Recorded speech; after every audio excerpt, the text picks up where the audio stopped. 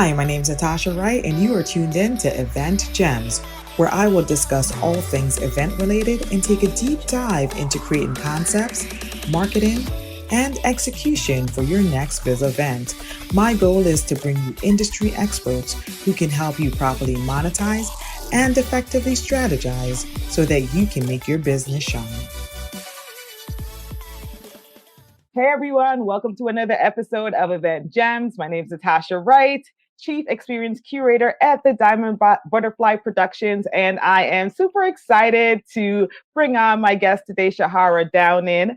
She helps entrepreneurs with clarifying their message, showing up confidently, and public speaking. And so today, the episode is titled Shine Bright Like a Diamond, How Storytelling and Effective on-camera presence can boost your biz. So welcome, Sherhara. Thank you for being here. Thank you, Natasha. What's up, everybody listening? Yeah, so I'm so excited about getting into this conversation because I know when I started out my entrepreneurial journey, really I wanted to show up confidently and I wanted to be able to present and speak confidently, but I just didn't feel confident enough, so I took class with, or I joined Toastmasters actually, which kind of like helped me with public speaking, getting over the fear of public speaking. So I know that for a lot of entrepreneurs, that's probably the same thing that they're dealing with. And then especially when you're planning a virtual event, you want to make sure that you're showing up confidently and with clarity of message when you do your events, right?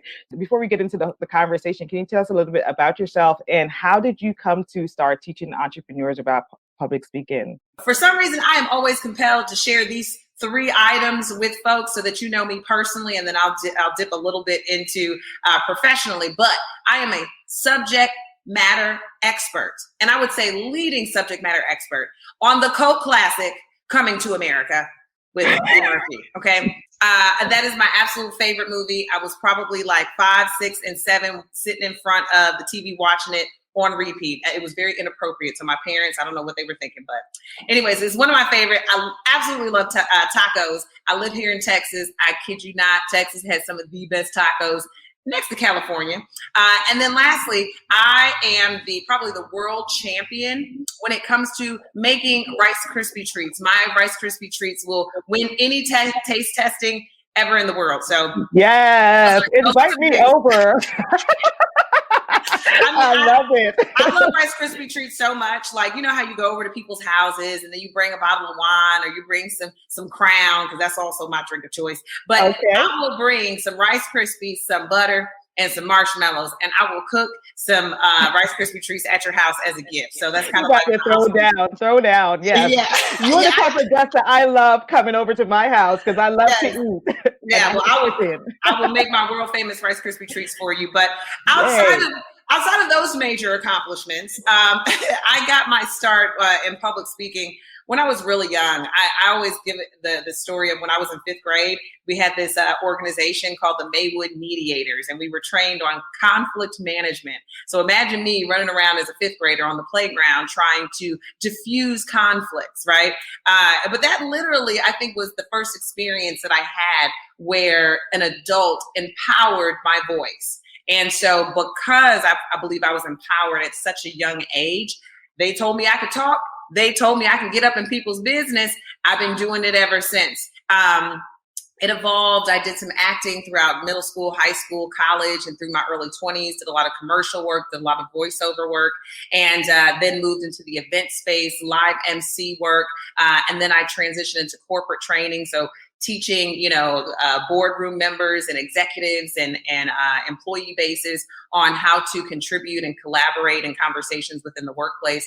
And that's where, I really rooted myself in my profession. And so now I realized I was giving my best and my brightest and my highest talent and skill set to those companies when I needed to be giving it to the company I actually want to keep, which is women like yourself, Natasha. Mm-hmm. And so that's when about a year ago, I transitioned to working with real people, working with consumers, not just corporate contracts, but really working with individuals. So for the last year, I've been focusing on being able to help women, and not just women, but just people in general who ultimately feel. Like you be like, I'm dope, I'm fly, I got my act together, I got a business, I'm working up the corporate, landscape, right? But then sometimes when you open up your mouth, the things that you say and the way that you present yourself don't reflect how dope you are. And so that's kind of what my goal is. And so that's a short, long story of how I got to where I'm at today. Amen. Amen. I love that. I so agree with you. And I think that a lot of entrepreneurs can definitely relate to your story of, giving your skill set, your talents to a corporate entity or, on somebody else's job. But then you can really just like take everything that you've learned there and transfer it to your business and make profit from it. Right. And so I love that you share that story. And your story is amazing. I could tell that you've done some voiceover work because like your voice is so powerful. So yes, I love it. So yeah, I think like for a lot of people, public speaking is such a huge fear for them. They get so nervous, even being on camera or even just standing in front of an audience. And right now we're not standing in front of audiences. For the most part, we're doing a lot of things virtually. Why do you think that public speaking is such a huge fear for people? And then why do you think it's important for business owners to really hone in on their public speaking skills? I think that people have, and I think this grows and it evolves and it changes based off of, how I learn people. But ultimately, I feel like the reason why people have a fear of public speaking, or sometimes not even just a fear, but just apprehensive about being seen by many when you're talking, I think it's two reasons. One, it's just, you don't have enough practice, right? Everyone doesn't have the upbringing that I did, where my parents, I think they just used me as entertainment, right? So people come to the house and they'd be like, do something. And I got to come up with something. Entertain the folks. right. I was entertaining people. So I was singing Michael Jackson. I was doing, crisscross, let me make you jump. I'm just coming up with stuff, right? So everyone does not have, experience that takes them back to childhood. So then you get into really high school when you become aware of the fact and the idea that you've got to talk to a number of different people at the same time. Sometimes the fear of public speaking is rooted in our childhood. So back in kindergarten, first grade, they have this thing called show and tell. You got to get up in front of the class and show and tell. But nobody really taught you or prepared you or even encouraged you that you could do it.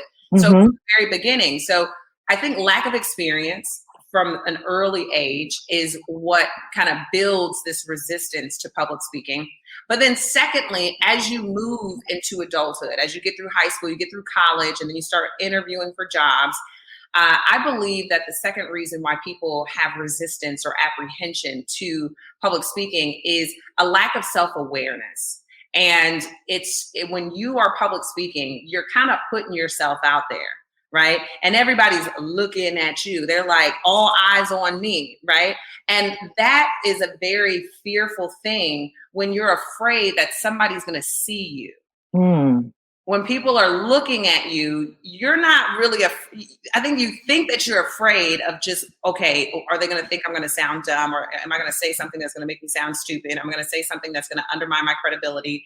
I'm being judged, which is a scary thing. But when you feel like you're being judged, if you're not completely assured, certain, confident, and really have embraced who you are first, then when these people come looking at you, whether they judging you for better or worse, you're still going to feel a little like naked. You're going to be like, oh my God, they're going to see me. They're going to see me. So the more self-aware you are, I believe the easier it is to face people and open up your mouth and share.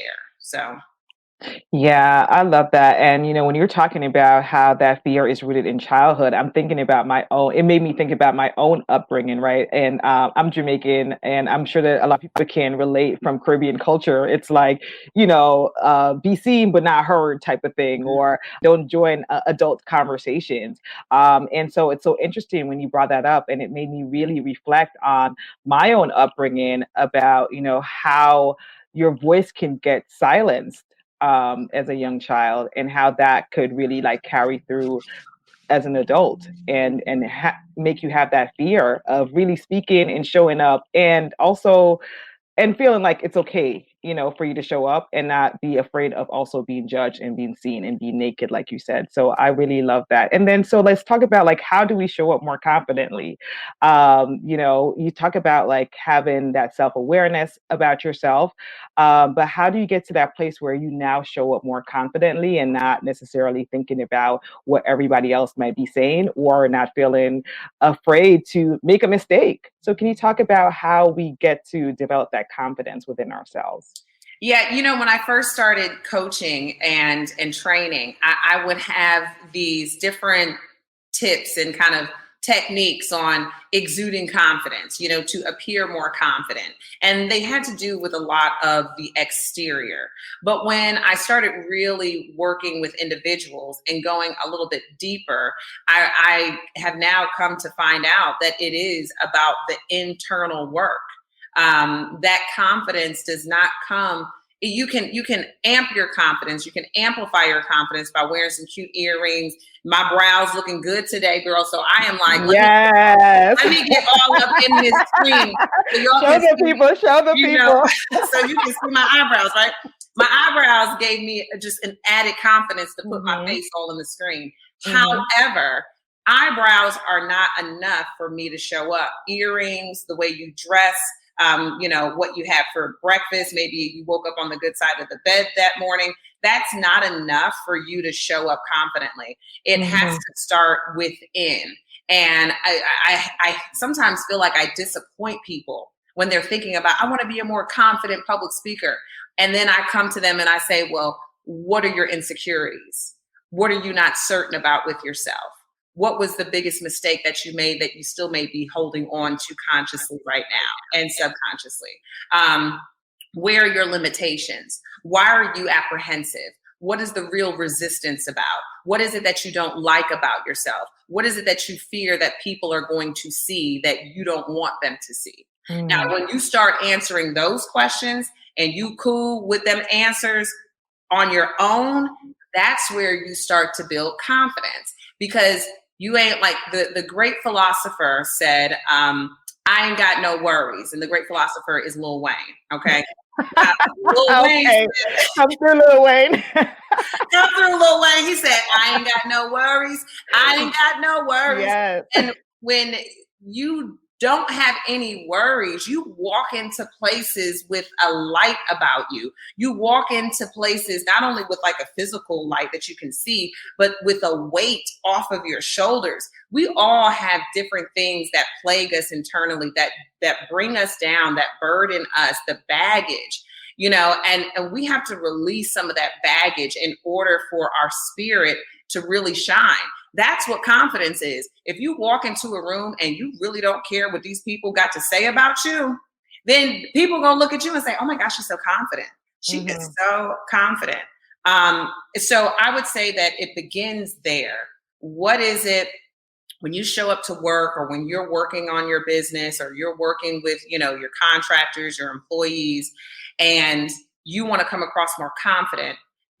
Think about the few things that you don't want them to know about, and you need to find a greater peace with those things. Find a greater peace with your insecurities, with your doubts, and with your worries. And the more peace you have with those things, the easier it is for your spirit to show up. Yes, I love that. And then, so how does that add to the credibility then? If you're showing up more confidently, like how does that add to your credibility as a business owner, or to be able to, because I feel like there is a perception, right? If you're more confident, then that means that you're able to perform better, or your products are better, or your service is better. So can you talk a little bit about that as well? Yeah, and this is what I kind of call the expert of you. You are the expert of you. Can't nobody challenge you. Can't nobody tell you nothing when you are the expert in you. So now when you're looking at how does this add to my credibility, it's like, what are you the expert on? Are you the expert on makeup? Are you the expert on hair? Are you the expert in finances? What is it? What are your strengths? And and again, this is going all the way back to what I said before about self-awareness. If you know that you're the expert in A and B and C, can't nobody tell you nothing about that. Now, granted, you still want to be open and available and humble, because you got to still learn and you still got to be a student of life. I'm not saying go into it with a space of arrogance, but go into it knowing that I have the authority to speak on this. I've got years of experience. This is what I do. There is not ever a time that I'm going to walk into a space and not be the most confident person talking about public speaking, because I know that's what I do. And you can't really tell me nothing. Facts. If you had tips, or Sherhara, I was watching a podcast. I thought maybe you can try this, you can do that. I'm like, oh, okay, cool. Yeah, give me that. Mm-hmm. Oh, okay, yeah, I like that. Okay. Oh, I didn't even know I did that. I didn't even know, girl. Thank you. Like I'm still open to receive, because I still want to expand in my level of genius. But at the same time, remember who you are. Know what your strengths are. Know what you are an expert in. And when you speak on those things, that adds to your credibility. Now, if you ain't the expert in it, stop trying to talk about it. Stop trying to add your 2 cents, because that's what's going to undermine your credibility. 1, by the people who are listening, and 2, by the feeling that you get when you know you're talking about something that you just ain't that sure about. And the more and more that you do that, the more and more you become familiar with that unsure, uncertain type of feeling. And that's the feeling that you carry. So stop talking about the stuff that you don't know. Talk about the stuff that you know. Good. I love that. I love that you're like, listen, you just give it blunt and sharp. And I love that, because I feel like that will help to like interrupt some people. And then, if you do need to, if there's something that you do want to speak on, then at least like hone in on that skill until you start like presenting about it, because otherwise like that's gonna make you not show up as confidently or with as much clarity of message as you would like to. So then let's talk about imposter syndrome, because I feel like that's one of the things that, that this phrase like has been circulating for a while. I've seen it on social media, and then it has entered like different conversations. So I know I saw at IG Live that you did about imposter syndrome, and you were talking about, you deal with imposter syndrome as well, but it's short-lived. But I think that a lot of people, they dwell in that imposter syndrome-ness. I'm just making up that word for right now. They dwell in that. And so that kind of like impacts or affects like how they actually show up, because they're not as confident, or they feel like I don't belong, or I shouldn't be here, or who am I for someone to be listening to me or taking advice from me, right? Could you get into that a little bit for us? And how can we overcome imposter syndrome when it comes to showing up virtually? Yeah, I would preface imposter syndrome. And first, what I'll say is to everyone who's listening, I want you to kind of just ask yourself, do I suffer from imposter syndrome? Just take a moment, because we're given a lot of information, but I always try to remember that in these podcasts, there are people who are listening. So I'm like, let me give you a moment to really be a part of this conversation. So ask yourself, do I suffer from imposter syndrome? And just say it to yourself. Oh, yes, I do. I do, suffer from it. No, I don't suffer from it.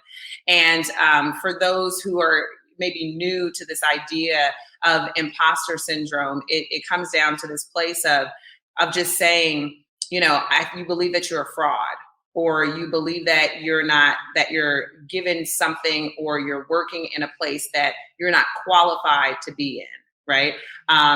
Imposter syndrome isn't necessarily in direct correlation with your confidence. It's just the belief that maybe I'm going to be seen as a fraud. Because you could be confident about what you're doing, but sometimes maybe not think that it's enough. It's more so about your value and your worth. Because, you don't walk around like, oh, woe is me. But it's like, ooh, I don't know if I'm quite ready for this. Ooh, I don't know if I am prepared enough. Oh, I don't know. That's really, in my mind, what imposter syndrome is. And so I'm actually going to some of these notes, because I remember writing these down. It's about doubting your skill, your talent, or your accomplishments. Are you undermining those? Are you feeling inadequate? Like maybe you don't have enough credentials, you don't have enough network, you don't have enough experience, right? These are the things that start to create the feeling of imposter syndrome. Not so much about confidence. I mentioned this earlier. Do you feel as if you're a fraud? Like somebody's going to see you and realize, oh my goodness, she's been appointed as our boss, and she didn't even go to college. These are the things, but these are also the stories that we not only tell ourselves, But then we start to believe these stories. And for me, when I said I deal with imposter syndrome, I begin to tell myself that story. And then when I start listening to it, I'll be like, hold up, that ain't true. Oh, Sherhara, stop it. Please, boo. So there's one thing to tell ourselves these stories, and then there's another place of it where we start to believe these stories. So when you start hearing these stories, ask yourself if you really believe it. Because if you start believing it, then imposter syndrome will feel like you have it, like it's a disease to catch or something like that. But I would also say, and this is what I wrote in my notes, it's like, why do you believe you're a fraud? If you believe that you're a fraud. And don't tell me you don't believe you're a fraud, because if you're having imposter syndrome, then you're starting to think that. Because if you truly didn't believe, then you wouldn't claim that you suffer from imposter syndrome. So claiming imposter syndrome is also believing that you're a fraud. Do you believe that you're a fraud? If not, then you don't suffer from imposter syndrome. You just have to check some of these negative stories that you're telling yourself. Yeah, for sure. And I think about that when you go into like a different level of your business. You might be getting larger contracts or larger clients that you're working with, and that might make you feel like, I know for me, that started to make me feel imposter syndrome, because it was like, wait a minute, like, am I qualified enough? And kind of like you said, I'm like, wait a minute, I had to check myself and be like, no, like, you are qualified. You know what you're doing. You're prepared, you're ready, and this is just the next step or the next level of your evolution. So you just have to be confident with knowing that, right? So I love the things that you shared about that, because I think a lot of people, they deal with that, especially when they're transitioning to another level. Now they're feeling that imposter syndrome, wondering if they're qualified enough, feeling like if they're a fraud, or feeling like they don't have whatever it is, and that's playing out in the background. So I think that's so important for us to recognize that, no, you're not a fraud. Check yourself, go through your own self-assessment, and then from there, that would allow you to show up as exactly how you want to show up, right? Or to be perceived. Mm-hmm. I was going to say, what you just said reminded me of a song. I don't remember who sang this song, but they said, check yourself before you wreck yourself. Yes. I really like that song, because I do say that. I got to figure out who sang that song. But there was one other thing, just to kind of cap, and it was in my notes, and I just added something based off of listening to you. But separate your feelings, because imposter syndrome is just a feeling. Separate your feelings from fact, right? From, you got the skill set, you have the experience, like, these are facts. You can't change that. Now, if you start, and as you were saying, Natasha, growing and evolving, where you are starting to do things that you've never done before, then I would say separate your feelings from faith, because you're moving into a space of the unknown. You've never done it before, but you have to have faith that you can do it. Because when you start taking on new tasks, new responsibilities, doing new things in your business, maybe you haven't done it before. Maybe you haven't had a win. Maybe you haven't had a success in this phase of your business.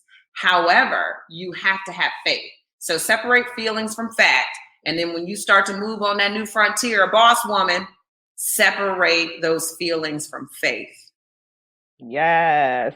And so as you're being that boss woman and you're thinking about planning your virtual event, and showing up for your audience and showing up for your tribe, have you noticed that there is a difference with presenting or speaking on stage, or versus like presenting and speaking virtually on camera? Because I know that for some of us, you might have already been a speaker, a presenter, and now you have to like tackle and transition into this new frontier, this new space in the virtual world. And I've heard from some persons that they present in person, but once the camera is on, it's a different situation altogether for them. And that creates like a whole nother level of apprehension and fear. So can you talk about the difference in on-stage presentation versus on-camera presentation, and if there's a way to like bridge that gap so that you can still show up confidently?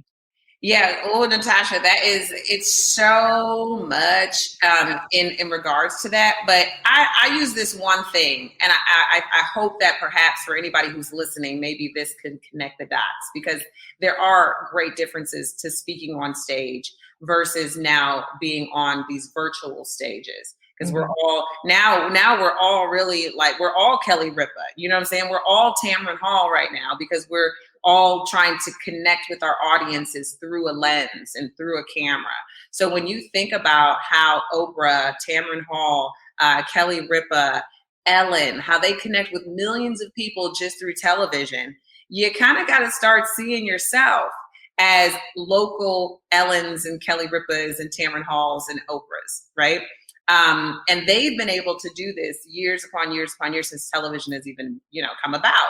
And so the reason why I believe that Oprah and some of these examples that I've given have been able to connect with audiences through a lens, this thing right here, is what I will say, or, I don't know who penned this, but real recognize real. And that translates from in person to on camera. And as long as you're showing up as your authentic self, it will translate through the lens. People will be able to see you. They'll be able to feel you if you saw and felt yourself. So it goes back to that original point. Now, are there different things that you need to do to connect everybody in the chat? I would say in the chat, where you at? Give me hands in the chat. Like, there are different ways to engage now that you're in the virtual space. But in order to connect with your audience, I just say real recognize real. And whether you showing up in person or you show up on camera, it's one and the same. And for me, that would be the goal of any speaker, is when you see me in person, it's the same as how y'all seeing me right now. When you saw me on camera and then you get to see me in person, it's like, oh, there's consistency there. Being consistent. And I think that is the superpower of being able to transition from in person to then making an impact and being able to connect with your listeners and your viewers in the virtual stages. Yeah. One of the podcast interviews that I did, we were talking about email marketing and how to have your authentic voice, or find your authentic voice even in email. And so I feel like this definitely connects to that. It's really about like, how can you be authentic? I think for me, once I started doing, no, I actually don't do a lot of live streaming. So let me not say that, but let me say doing these podcast interviews, I wanted to sound a certain way. I felt like I had to sound like really polished. And, I had this thought in my mind of how I wanted to show up and how I wanted to present. And then I really just had to come to the place where I have to be me and show up as me. And obviously, like, there's things that I still need to work on as it comes to my public speaking skills and so on. But, I'm still going to show up as me. I'm still going to do it. I'm not going to let me not feeling like I'm showing up as how I want to show. I'm not showing up as how I want to show up, stop me from actually showing up. Right. And so it's just about like being authentic, being confident in who you are. And also, I think really clarifying your message and how that message could translate to you connecting with others. Can you talk a bit about the clarity of message? Because I think for a lot of entrepreneurs, we do this, that. We're super multi-talented, multi-passionate. And so sometimes we need to like just hone in and narrow it down and really clarify our message so that we can make a greater impact and that we can boost our brand. So can you help us figure out, how do we get more clarity of message? Yes. So this is something that I'm actually going to be recording a lesson on today. So I have an online group coaching program, and it's called Privilege. And it's all about helping entrepreneurs and women like yourself speak with more confidence, credibility, and clarity. I say that all the time. And so there's a bonus video that I'm adding because some of my clients are still kind of thinking to themselves, how when I show up on a panel or a podcast or these virtual stages, and now it's my opportunity to talk and share, how do I organize my thoughts? How do I not ramble? How do I stay on point and be on message, right? And I say that delivering organized thoughts is about organizing even when you're not speaking. So everything that I'm sharing in today's in our conversation, this ain't new stuff. I done talked about it. If you listen to my me talking on Instagram, or if you're listening to another podcast that I was on, or even just in regular old conversation, Natasha, this ain't new stuff. Now, I may be saying it differently. I may be using different words. It's not a script, but it's the same ideas. It's, so I prepared. These were messages that I've come up with. I just don't abandon those messages once I put them out in the world. I go back to those messages. If I said it once and it worked, I'm like, oh, let me keep that. Let me remember to make that a point. And that's why oftentimes you guys are seeing me, I'm taking notes. The one thing that I said in my podcast, not a podcast, but my Instagram video about imposter syndrome is separate feelings from fact. And now I'm like, oh, I got to keep going to that. I got to keep going to that. And then Natasha inspired me and I said, then also separate feelings from faith. So now it builds on, but this is preparation. So for the next podcast, I'm going to spit that out real fast and y'all going to think, oh, I just came up with that, or, oh, she just flows. Boo-boo, I learned that in my last podcast. I actually took that as a note and I went back to it until it's internalized here. And when it's internalized here, then you just have to be patient for the moment where you can share it and it's relevant. So don't think that people who speak effortlessly and feel like they just have all their thoughts together, don't think that they're just coming up with it in that moment. They've prepared. They write their notes down. They probably journal. They probably document things. They've probably written a book, or they've probably done some video work so that they've internalized their own messages in their own way. So prepare beforehand so that you can have a clear mind when you're actually speaking. When you've prepared and you understand your content in a more internalized way, it frees you up to just be in the moment and just connect and have a conversation. But if you're still having trouble, sis, I say that the power of one is it. Pick that one thing that you're going to talk about at that networking event. Pick the one part of your business that you want to share when you're meeting with your mastermind group. Pick one thing so that when you're asked a question, go in your mind and say, what's the one thing I want to say right now? What's the one thing? Oh, here's the one thing. And just say that one thing. The power of one. Awesome. I love it.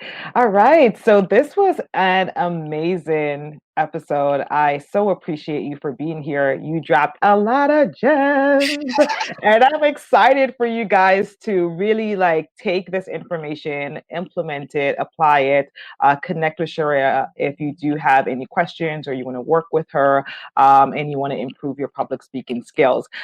So what's one last gem that you'd like to leave us with? It could be public speaking, skills related, life related, anything. I would say, I don't know if this is on my heart, but I would say that if you want to today start making changes in your public speaking or improve how good you feel about you when you open up your mouth and words fall out, I would say start journaling. And if you don't have a journal, get one and start writing about the themes and the topics and the subject matters of your life. I believe that journaling, I call it PMRJ. I do PMRJ in the morning. I pray, I meditate, I read, and I journal.